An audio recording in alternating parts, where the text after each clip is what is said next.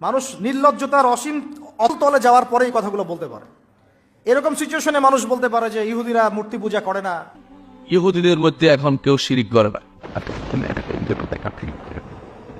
বড় আশ্চর্যজনক জিনিস।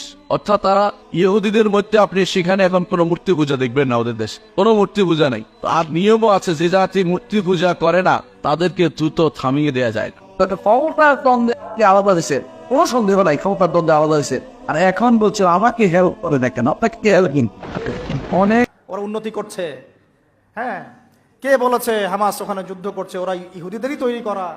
তবে অবশ্যই আমরা হামাসের শয়তানের সাথে না। এরা হচ্ছে ইহুদি মদপুষ্ট, একে তৈরি করেছে ইহুদিরা। এই ইসরায়েলের জন্ম দেওয়া হলো হামাসের পিছনে, জন্ম হলো ইহুদিরা জন্ম দিয়েছে।